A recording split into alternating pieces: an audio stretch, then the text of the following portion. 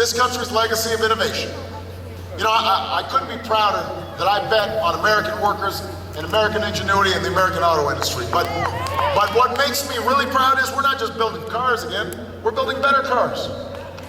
Cars that by the middle of the next decade will go twice as far in a gallon of gas.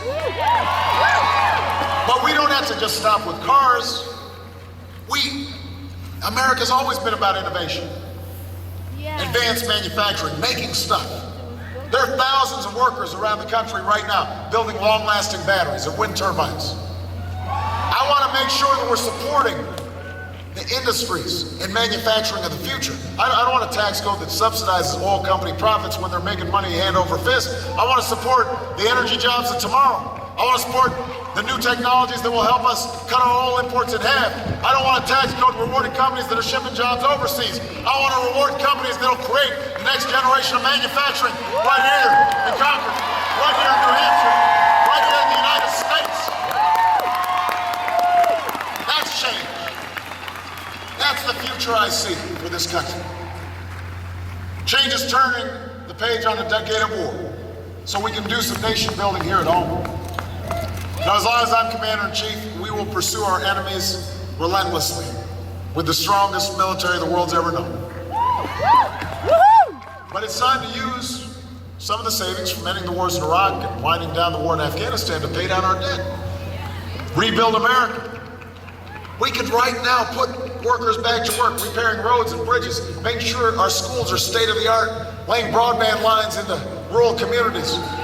And we can hire our veterans when they come home, because if you fought for freedom, if you fought for this country, you shouldn't have to fight for a job or a roof over your head.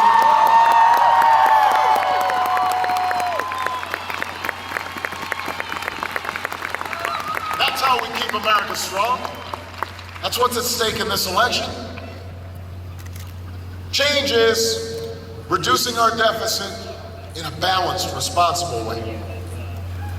You know, a lot of folks talk about deficit reduction,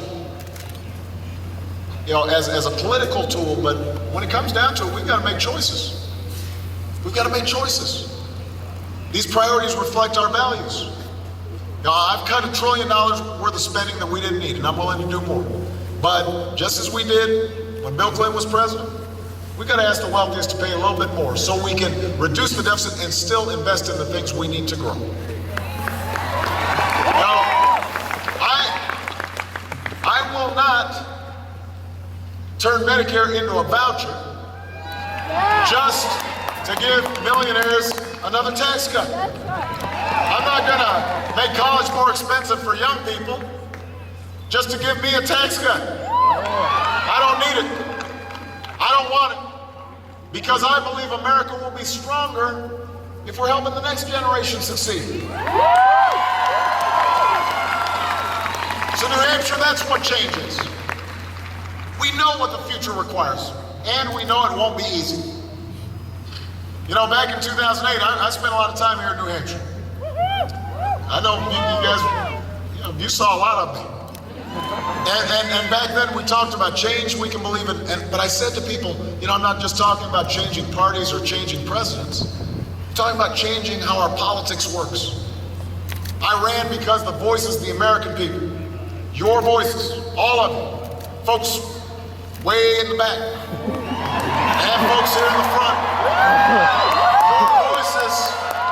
your voices had been shut out of our democracy for way too long by lobbyists and special interests and politicians who are willing to say anything and do anything just to keep things the way they are. The protectors of the status quo. And for the last 4 years, those protectors of the status quo, they have fought us fiercely every step of the way. They spent millions to try to stop us from reforming the healthcare system. Spent millions trying to stop us from reforming Wall Street. They engineered a strategy of gridlock in Congress, refusing to compromise on ideas that traditionally both Democrats and Republicans had supported. That's right. And what they're counting on now is that you're going to be so worn down by the squabbling and the dysfunction and the arguing and the bickering that you're just going to give up, walk away, and leave things the way they are. Leave folks who have the power right where they are. In other words, their bet's on cynicism. But New Hampshire, my bet's on you. My bet's on you. And by the way, when I talk about fighting for what we care about, this isn't a partisan fight. When the other party's been willing to work with me to help middle-class families, I'm right there with them. Yes, you are. I love that. When we cut taxes for middle-class families and small businesses, we got Republican help. When we came together to repeal Don't Ask, Don't Tell, we had some courageous Republican senators who supported it. Woo! As long as I'm president, I will work with anybody of any party to move this country forward. And if you want to break the gridlock in Congress, you'll vote for leaders who feel the same way, whether they're Democrats or Republicans or independents, folks like John Lynch, folks like Gene Shaheed. You'll vote for candidates like Andy Custer, Carol Shea Porter. You'll make Maggie Hassan the next governor of New Hampshire. Because they're focused on you, not on politics in the next election. And your governor sets a great example of that. But you've also got to have principles. You got to have something you stand for. And if the price of peace in Washington is cutting deals to kick students off of financial aid or get rid of funding for Planned Parenthood, or let insurance companies go back to discriminating against people with pre-existing conditions, or eliminate millions of people on Medicaid who rely on it for their health care, the poor, the disabled, the elderly, that's not a deal I'm willing to take. That's not a price I'm willing to pay. That's not bipartisanship, and it's certainly not change. That is surrender to the same status quo that has squeezed middle-class families for way too long. And New Hampshire, I'm here today because I'm not ready to give up on the fight. I know I look a little older, but I got a lot of fight left in me.